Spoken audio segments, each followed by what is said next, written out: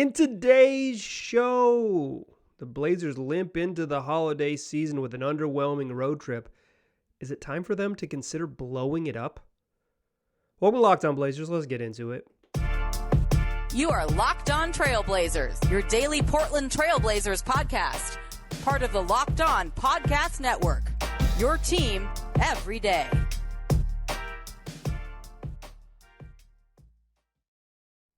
What up, world? It's your past first point guard and Trailblazers reporter, Mike Richmond. You are listening to another episode of Locked On Blazers, part of the Locked On Podcast Network, available wherever you get podcasts and also on YouTube. Thanks for making the show your first listen every day. Free on all platforms, 5 days a week, coming at you Monday through Friday. So why not start your day, make it your first listen, tell your friends to do the same. It's Locked On Blazers, your team every day. In today's episode, I want to talk about the Blazers' loss in Denver to close out a 6-game road trip, an underwhelming one with a loss in Denver on Friday evening heading into a holiday weekend, and then the questions that loss and where they are at in the season sort of pose with this team. I think there was a feeling coming out of this road trip that felt familiar, and I think that familiarity kind of places larger question marks on where this team is at. We'll talk about that in the first couple segments. Then the Blazers are playing a basketball game. They have a light week this week. They play Monday evening. You're listening to Monday, December 26th show, and they play this evening against the Charlotte Hornets. Not going to have Gary Payton in that one. We'll talk about that game. We'll talk about Payton, and we'll talk about the future of this team with the lens of a very important home win that they need to grab on the horizon. But first, let's do what we do. Fastest recap in the West. On Friday, December 23rd, heading into the holiday weekend, the Blazers lose 120-107 to cap a 6-game road trip at 2-4. They fall to the Nuggets in Denver. The Nuggets got back to what appears to, approaches full strength with Michael Porter Jr. back in the lineup. But the Blazers led this game by 6 at the break. They're up 64-58 at halftime, and then the third quarter happened, and the Blazers just got absolutely steamrolled. They lose that quarter 35-16, head into the fourth 93-80, and never get closer than 7. Cut it to 7 with 5 minutes left, cut it to 9 with 90 seconds left. They didn't totally wilt, but they were never within, never got closer than a 3-possession game. They lose 120-107. Damian Lillard led. That's your fastest recap in the West. Damian Lillard led the way for the Blazers with 34 points to go along with 7 boards and 8 assists. Jeremy Grant had 20. Josh Hart 14. Yusuf Nurkic 11 points and fouled out in under 22 minutes. Played 21 minutes and 27 seconds and fouled out. Couldn't handle Nikola Jokic. It happens. Not a lot of people can, but the Blazers' path to beating the Denver is a good Nurk game. It was not a good Nurk game.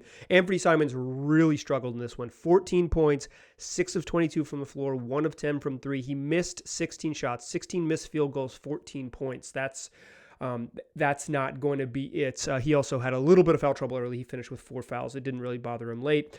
On the other side, Nikola Jokic, 29 points, 8 boards, and 11 assists. 25 from Jamal Murray, 18 from Michael Porter in his return, 14 from KCP, Kentavious Caldwell-Pope, and 13 from Aaron Gordon. The Blazers, this was not about Portland necessarily losing this game. In fact, if you're a long-time listener to this podcast, I had said, last game of the road trip, 6th game in 10 days, at altitude, against a good Denver team, in a place where they are good. It's the team with the best record in the West at the time of when they played. This seemed like a very likely loss. So it was about the other games. And then when you lose to an OKC leading into this, you set yourself up in if you lose this, it's going to feel bad. And it did feel bad. This felt bad. And it felt bad because it wasn't that Portland got punked, right? They didn't get beat up. They didn't get blown out. They didn't get run off the floor or anything like that. They were vaguely in this game the whole time. The third quarter of the game just slipped away from them and they never got it really competitive after that. But it wasn't like this was extended garbage time. It was just they were very clearly a tier below what Denver is. If Denver is a fringe championship contender team, I think a lot of people are picking them to win, that they could be a team that wins the championship. I don't think their defense is good enough to do that, but we'll see what happens. They're obviously a good basketball team. They've won enough games. They're 21-11 now after they won on Christmas. So they're good. That's a good basketball team, even if I don't think they can win the title. But the Blazers are a tier below whatever Denver is. If Denver is in the fringe contenders title, the Blazers are a tier below. I don't think Portland is necessarily bad, but I think what this road trip and what this game in Denver kind of reinforced was that the Blazers they're a step back from the truly good teams, and they're caught in such a familiar place. And I think that's what the frustration around this team is. And I'm kind of judging this by the internet. So I know that like people don't post on Twitter and Reddit because they're very level-headed. So I realize in some ways I'm talking to the extremes of fandom. So if you are currently not freaking out, maybe this isn't directed at you, but for those who are, I think there is a large portion of the fan base, or at least a vocal portion of the fan base that is pretty deeply down on this. And I think the frustrating part about this is that it feels so familiar. The Blazers are a top 10 offense and a bottom 10 defense, or even worse. A good offensive team that needs Damian Lillard to go nuts to have a chance. A team with very limited depth that really struggles when Dame sits. They need Dame to be awesome. They need, they need to outscore teams because their defense isn't good enough to get stops when it matters. The Blazers are 7-14 when they score less than 115 points. They absolutely have to score and score a lot because they're not winning games that are low scoring with any regularity. They're a team reliant on two smaller guards, or two, maybe the size is not the big issue here, but it's two guards that are not good defensive players, and trying to build a competitive team around two guards that aren't particularly good defensive players is put them in a position that they're in.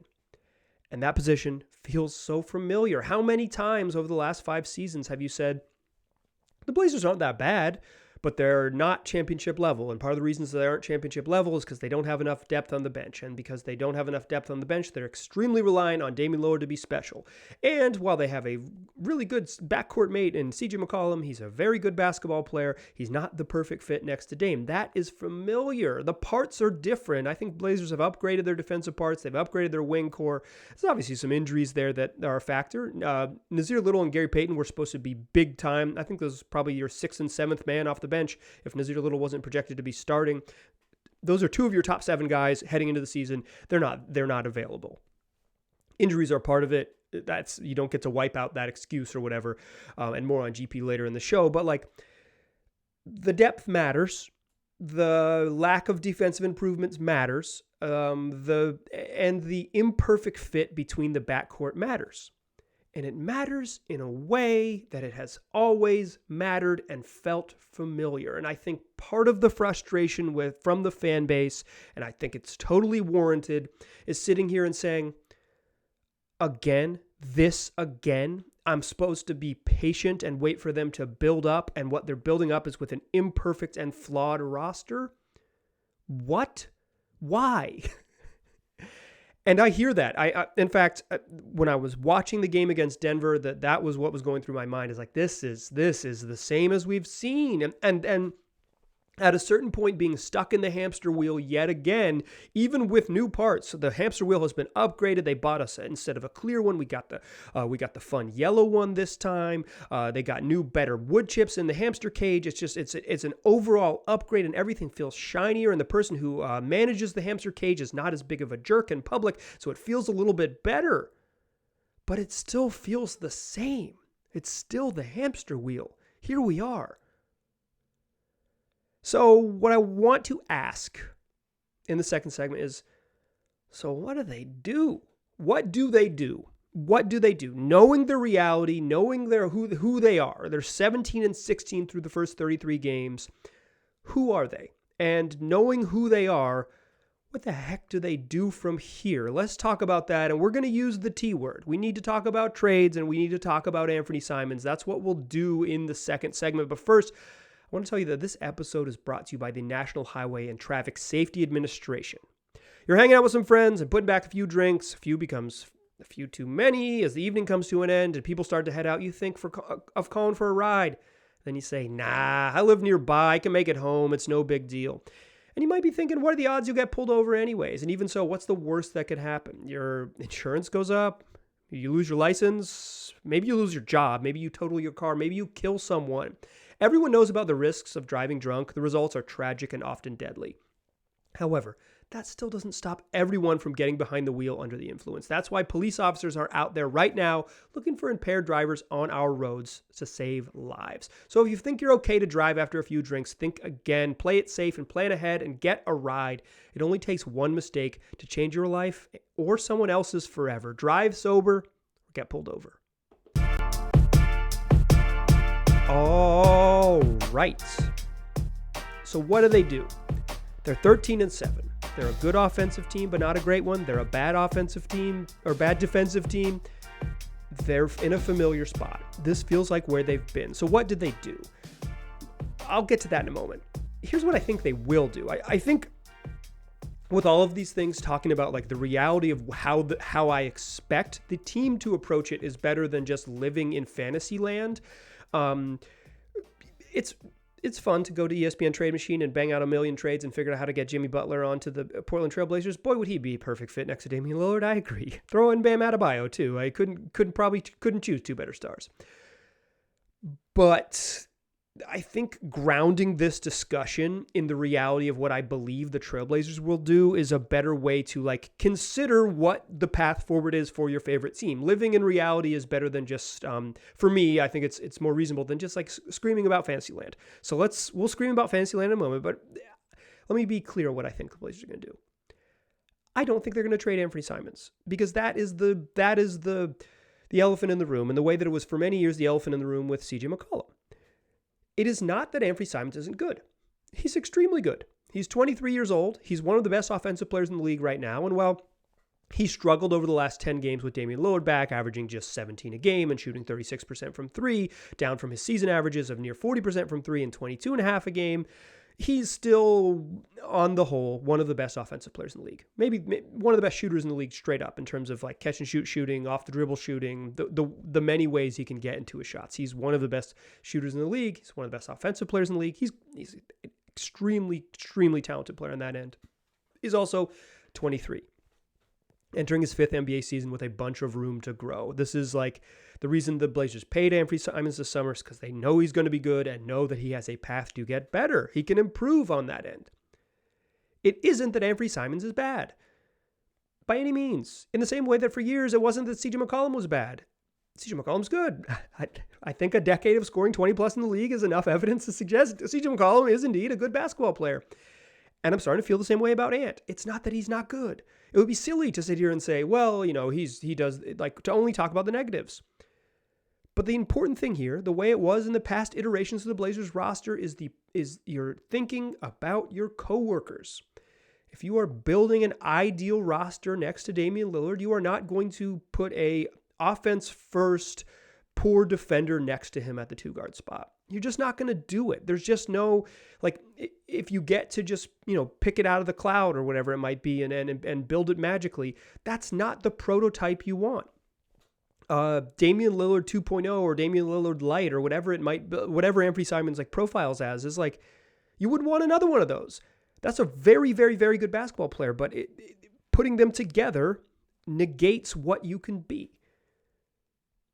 But I think the Blazers are invested in Anfernee Simons in a way that they are not going to pull the plug in February. They're not going to trade Anfernee Simons in February. In fact, I'd be surprised if they trade him this summer as well. But I certainly do not think less than a season of the Dame and Ant pairing together is what they're headed for. I don't think their patience runs that thin. I think they think that the best way for a team like Portland that's not going to attract big name free agents and quite frankly right now just like doesn't have a path to create salary cap space. They're not going to because of the contracts they've signed and who's on the roster, like they're not there's no max contract slot coming. So the way that they get better are accumulating talent on the roster and eventually making trades and drafting right. If you believe they drafted right in Shane Sharp, which I think there's plenty of reason to do, step one, try to keep him on the roster and develop him. Step two is the signing right from once you get talent, re-signing that talent you have and making the right trades. Eventually, you have to decide what you want to be. But I don't think the Blazers feel the urgency to decide that now. I do not think they will trade Anfernee Simons ahead of the February 9th trade deadline. I think he's going to be on the roster. I think it's about timing with this stuff. But boy, does it feel familiar that the team is invested in a really talented but imperfect fit next to Damian Lillard and isn't going to trade him because you want to have talent on the roster. That feels familiar. That's frustrating, and I hear the frustration. I also want to say this. I don't think it is impossible to be good with Dame and Ant together in the way that it wasn't possible for the Blazers to be good, consistently good, with Dame and CJ McCollum next to one another. Dame and CJ McCollum finished third in the West on multiple seasons, 2 top 3 finishes in the Western Conference. That ain't easy to do. That duo made the Western Conference Finals together. And sure, like things had to break their way and all that stuff, but like luck plays into everyone's playoff runs. You do not hold that against them. Only doofuses do. This is an anti-doofus podcast. Luck is part of it. Good seeding is part of it. Everybody benefits from it. You do not get to put an asterisk next to it. What you get to say is they made the Western Conference Finals once with that crew. You can be consistently good and consistently competitive. But if the goal is to go beyond that, I think it's just clear that you need more and different stuff. You would need to upgrade that spot. You need better and bigger defenders if you're going to build around Dame. And when the Blazers chose to give Damian Lillard a massive contract extension, they committed to him and his timeline. It would be unfair for a guy that has been so vocal about wanting to win and win here to say, yeah, we're going to wait 2-3 seasons to kind of get back to championship level. You might have to just because of the way the league works, but to say, okay, Dame, just wait till you're 34 and then we'll really go for it would be denying the reality of age. Dame's best years are right now. He's really good right now. You want to be as good as possible in the near term. That has to be the goal. So the way I felt back when we were talking about CJ and Dame is the way I feel now. Yes, they should explore trades for Anfernee Simons because the way forward is to get bigger, longer, better defenders. However, trading Anfernee Simons for an elite two-way wing is going to be hard. Even if we discuss the big one that everyone has been eyeing, including Dame's folks and the Trailblazers, like OG Anunoby in Toronto. Say Toronto's into the trade and say the money lines up. It's not perfect, but like let's for the context of it, let's just say you straight across trade Anfernee Simons for OG Anunoby. It'll be different than that and blah blah blah. Does a Dame, Josh Hart, OG Anunoby, Jeremy Grant, Nurk, whatever center get you to the championship level? No, but it gets you closer, I think. I think you're a better team if you have elite defenders around it, right? Like I think you're a better team. But if you're not quite there and that's your big chip you've cashed in, that makes it challenging to do the next thing. Like you need Shaedon Sharpe to pop and be a star. And maybe that's the path, right? You make the OG trade, Shaedon Sharpe becomes a star in year 2, and you have a really good chance with the right mid-level signings and then all those things to be as good as you can be, right? Like that gets you close to there. But if it doesn't, if OG Anunoby is not quite the talented enough player to push you into championship contention, then you start to see the run up against it. I don't think you're trading Anfernee Simons like for straight across for Kevin Durant. I think there's like an eventual scenario where like the Kevin Durants and the Jimmy Butlers and the all-stars of the world are like want to get out. I don't think either of those two gentlemen, to be clear, are in that conversation or close to it right now. I don't think Brooklyn and Miami are at those stages. But like, if you were to get there, could Anfernee Simons be a centerpiece on his own for those trades? Maybe, certainly maybe, but he would probably be Anfernee Simons plus stuff. If you got the roster, or did you get to the right place? Did you sacrifice depth to get better top-end talent? That's the tough balance that they're dealing with. This isn't to say that I still believe you've got to explore what those trades offer. I just want to say that there is an other side where even trading Ant doesn't get you there. And I think the Blazers are weighing that. So it kind of gets you back to square one. While I believe Portland has to consider the Damian Lillard timeline and what you would build best around Dame, and it has to be someone that's much more like OG Anunoby, who tops out as like defensive player of the year type, one of the best wing defenders in the league, as opposed to Anfernee Simons, who's like one of the best scorers in the league. If you just had to choose what skill set you'd like to pair next to Dame, it would obviously be the defender, because Dame is an offense unto himself. That's without discussing what the sort of practicality of the trade would look like, what teams would specifically want Anfernee Simons, what they would, all those things, right? But if you're just picking skill set, I think that's the skill set you want. I don't think the Blazers are going to do that. And I don't think even doing that alone vaults you into the category of championship contender. I think it gets you much closer, and I think the goal is to get much closer and hope things break your way. I think that's absolutely the goal for every team. The West is wide open. Like, there is no elite team right now. Getting a little bit closer and hoping for good luck is actually not a terrible plan, because there's no dominant team that you say, well, there's no way we can beat them. There's no like 2016 Warriors, right? You're just not going to run up against them. 2016 Warriors did lose in the championship. You will remember. But like, there's no crazy juggernaut. But I don't think the Blazers are going to do that. I think the Blazers are going to be patient. So let's look at the other side momentarily before we switch gears a little bit. If they don't trade Ant, what do you need to do to maximize the competitiveness? That's even harder. And that's why I think you have to say, even with the challenges of trading Anfernee Simons, go for it eventually. If you don't do it in February, do it in July. Like, you have to. If you're committed to Dame, you have to try to build the best roster around Dame possible. And Anfernee Simons is a good basketball player. He's your best trade chip. He's your best chance to bring back a very good player, even a star player, because Ant is that good. It's you got to give up stuff to get stuff. But if they don't, if they want to build around Dame and Ant, the way I believe they're going to approach it, it is such a narrow path to build a championship level team. Can they build a consistently competitive team with this group? Absolutely. But would they be able to vault out of like, we're a good basketball team to the distance from good to great in the NBA is very, very, very wide. There's a lot of teams that can build good teams. There's very few that can build great ones. The good news is right now, there's not a great team in the West. There's a bunch of good ones. So the Blazers' path to becoming, the upper echelon of the good ones, it's just really narrow. So if you have Dame and Ant on the roster, you're going to need 4 plus defenders and 1 elite defender. So you're going to need like a Bam Adebayo type, where can guard all 5 positions, can anchor a defense, can play a bunch of different styles, can run things on their own, and isn't a slouch on the other end. And then you need other plus defenders. Like, I'm thinking about like the sort of classic Warriors teams, right? It's like you have this defensive player of the year, all-time great defender in Draymond Green, but you also add in Andre Iguodala. You also add in Klay Thompson on the wings. Like you have, and then even like your slouch defenders or your lesser defenders are like Harrison Barnes, who is a competitive defender, and he's 6'8". You need size, you need plus defenders. And right now, if you look at the Blazers, like plus defenders who are in the lineup, Josh Hart and Jeremy Grant. I think to build a championship team with Anfernee Simons and Damian Lillard on the roster, those 2 gentlemen would have to be your 4th and 5th best defensive players, not your 1st and 2nd.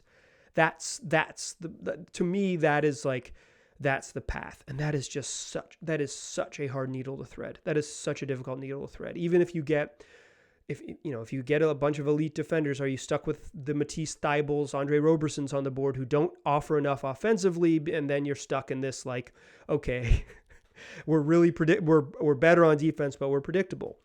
Adding a bunch of like talented, above average offensive players and well above average defensive players to this roster is just a really difficult needle to thread. But to me, that's the path it would have to be to win with Dame and Ant. That seems harder than just to trade Ant, admit that the best path for Damian Lillard is to have better, bigger wing defenders, and see if you can upgrade that spot and then make the marginal moves from there. I think, and this is the way I felt when I was covering this team for 6-7 years with CJ McCollum and Dame together, is like, yes, you can be good, no problem, and play together, but there's a ceiling on what you can be because of the overlapping skill sets. And after this road trip for the Blazers and after that game in Denver, I feel the same way. This team can be really good. Anfernee Simons is really good, but there is just a limit to the overlapping skill sets next to the franchise player. And if the Blazers are committed to Damian Lillard as their franchise player, they have to be committed and aggressive in building the best roster around him. It's just the reality of it, and that reality likely means getting rid of Ant eventually. Trading Ant for an upgrade at a spot that makes more sense, not because Ant isn't good, but because the path to being better is trading him for a skill set that matches with Damian Lillard cleaner. It's just the truth. It is just the truth. And I was hoping we wouldn't get here maybe in December, but I think we're here, and the Blazers can have a successful season without making this move, but the idea that they could vault themselves into the championship conversation without eventually making this move, to me, I think it's inevitable, and now it's whether they will do it, and if they're not going to do it in February, and I don't think they will, when they're willing to admit that. All right, let's talk about the basketball game. They played tonight against the Charlotte Hornets. Gary Payton is not going to play, and I think that's meaningful because it sounds like he's going to return on Friday. Let's talk a little bit about that one. But first, let me tell you that this episode is brought to you by BetOnline. It's the fastest and easiest way to bet on all of your sports action. Whatever that sports action is, you're going to find it on BetOnline. You can bet on NBA games, futures if you want to bet on All-Stars, who makes the All-Star team, if you want to bet on MVP races and all those things, you want to bet on games, you want to live bet during games, you can find all of that action on the NBA. When the Blazers were struggling in that third quarter against the Nuggets, you could have got juicy odds that they had a comeback. If you don't want to bet on the game outcomes, you can bet on individual player props, like how many points Dame will score, head-to-head bets, like if Dame will outscore LaMelo Ball tonight against the Charlotte Hornets, whatever it might be, you're going to find that action on BetOnline. So go check it out. That's BetOnline, where the game starts. Still a pass first point guard. I am still Mike Richmond, and you are still listening to Locked On Blazers.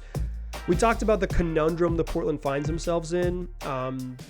If you're a long-time listener to the podcast, you know that I don't love fake trade stuff. What I love is basketball, and guess what? The Blazers are back after getting Christmas Eve and Christmas off their back. December 26th, they host the Charlotte Hornets in a light week for games. They play Monday and then Friday, 3 days off in the middle there. Tonight, they'll play the Hornets, who early in the year were the worst team in the NBA. They've been a lot friskier since LaMelo Ball gets back. They've been more competitive. They've won some games. They won in Sacramento. They won in LA. Like they're capable of beating decent basketball teams. The Blazers are a decent basketball team, certainly capable of losing this game if LaMelo plays. He's not on the injury report. He's going to play. But you've got to find a way to win. They've been struggling. They've been scuffling. They've lost 3 in a row. On the road trip, the 2 wins they have are against Houston and San Antonio, 2 of the worst teams in the league. The other 4 losses are against teams that are, Dallas is good. Denver is good. OKC is like better than the worst teams. I think Charlotte is worse than OKC, but like you just got to find a way to win. If you're a longtime listener to the program, there are no such things as must wins during the regular season, but this is a heavy should win. It's a capital S should win. You got to win. If you fancy yourself making the playoffs and doing all those things, you cannot give away below 500 losses to below 500 teams at home when they've been out on the road for as long as Charlotte has been. You got to go get them, win this game, get the win, keep them moving. That said, Blazers are going to be shorthanded in this one. Gary Payton is not back yet, but that's we'll talk about him in just 1 second. But no Justice Winslow. He twisted his ankle late in the game last week when going up for a rebound against OKC, landed on Kenrich Williams' leg, and is still not going to play on Monday night. He's got a left ankle sprain, so no Justice Winslow, which just is another big wing defender. It means you're going to have more Keon Johnson nights, more Keon Johnson minutes, more Trendon Watford minutes. The Blazers are playing minutes with. They're playing a bench unit. They played a bench unit against Denver at one point. That was Anfernee Simons, Keon Johnson, Shaedon Sharpe, Trendon Watford, and Drew Eubanks. That's just not enough talent to beat the best team, to beat a playoff caliber team. I think Trendon Watford is a really fun and interesting young player. I think Keon Johnson is a really intriguing young player. I think Shaedon Sharpe is going to be really good. I'm a straight up fan of Drew Eubanks' game. But that's just not enough talent in 2022 to compete against the best teams in the West. But that's who they've got, and they got to find a way to win this game against Charlotte. Gary Payton, not going to play in this one, still has not made a season debut, recovering from off-season core surgery. The word is that the Blazers haven't called it a setback. They haven't made that announcement. They've just said, oh, he'll be reevaluated. The anticipation was that Gary Payton would return sometime in November. I know there was a lot of people around the team, maybe not around the team. I know that there's some scuttlebutt within the fan base that Gary Payton was supposed to be back on opening night, but he didn't say that. At media day, he said, I hope to return. The hope is to be ready by opening night. And then he didn't really participate in training camp. It was so clear he wasn't going to be ready for opening night. Like, it was clear on media day. You don't use the phrase, the hope is to be ready on opening night if you're not like there, and then you're going to be limited immediately that week. Like, that was out of the cards, right? Like, October always seemed like he wasn't going to be ready in October, but November was the anticipation within the organization. Like, I think it's taken a lot longer for Gary Payton to get ready than many within the team thought. They didn't think it would be the end of December by the time he returned. But I don't think, the way injury reports work, that the Blazers owe this deep explanation. What they should have done was, when Gary Payton returned to practice, make him available to the media so he could just say whatever it is he wanted to say about his injury. Teams don't really need to release more information than they do. Like, it'd be nice if they did, and the transparency would be great. But basically, per the league rules, they don't really need to. And the competitive balance of the league it doesn't behoove them to release more information. So it's mostly the Blazers, by league rules, when Payton returned to practice, he was supposed to talk to the media, and the Blazers chose not to make him available to the media, and they should have. And if he did, then a lot of this weirdness around his return maybe would have been explained, or he would have chosen not to explain it, and it would be I don't think anything fishy is happening here. I just think he's been hurt longer than he wanted to be. Everybody's body is different. It's taken him a lot longer to get back from this surgery than he thought he would. He's talked about, and so has Chauncey Billups, the mental hurdle of not just physically, okay, my body is right, my core is right, but okay, now I'm going to play at 100% and go hard and play 25 minutes and take hits and fall down and play basketball at a really high level. There's a mental hurdle to it as well, a mental aspect to it as well. And I think Payton speaking to the mental aspect probably would have assuaged some concerns from the fan base. However, according to Chris Haynes of Bleacher Report, Gary Payton was targeting this week to return. He's now ruled out on Monday's game against Charlotte. On Friday, the Blazers play in San Francisco against the Golden State Warriors, where Gary Payton will have his ring given to him. So, if you played on a championship team and then you leave in the offseason, you get your ring when you when you finally are available to play against them. There's been some cases, I think the Jonas Valanciunas, where it took 2 years for Jonas Valanciunas to finally get his ring from the Raptors. But it's it's a sort of normal situation where Payton would come back and get his ring there. Does seem like he's going to return that date, and I think there's some conspiracy stuff about returning against the Warriors on ring night and all that. It's just the timing it was. According to Haynes, Payton is hoping to return this week. He's planning on being in Oakland for that ring night. It sounds like that's when he'll play. All the weird stuff around this injury is not that weird. He's just hurt. He's just hurt, and it's taken a long time for him to get right. So now it's the basketball part. You want him to see him play. You want him to see him run around and be helpful and figure out how much he can help the Blazers defense, where he fits into the rotation, if he can play in closing lineup some nights, what it all looks like. Friday, if he returns, and I think it's still a relatively big if, that'll be a meaningful first step as the Blazers enter 2023. They enter a much softer, home-heavy schedule in January, heading into the All-Star break and heading into the trade deadline. They can find out what they have, find out what moves they need to make, and find out where Gary Payton fits in the near term and potentially the multi-years with this team. I just want to see Gary Payton play. I just want to see him play and figure out how it works. I'm ready to talk about him as a basketball player. I'm ready to watch some basketball games. Blazers played 2 this week. We'll have 5 podcasts coming this week. You are listening to a little bit because of the Christmas holiday. I took the morning off. You listen to a little bit later released episode of the on Monday, December 26th show, but we'll have shows the rest of the week. Look for them. Tell your friends to look for them. Available wherever you get podcasts and also on YouTube. Make your first listen every day. Tell your friends to do the same. I appreciate you listening. Talk to you soon.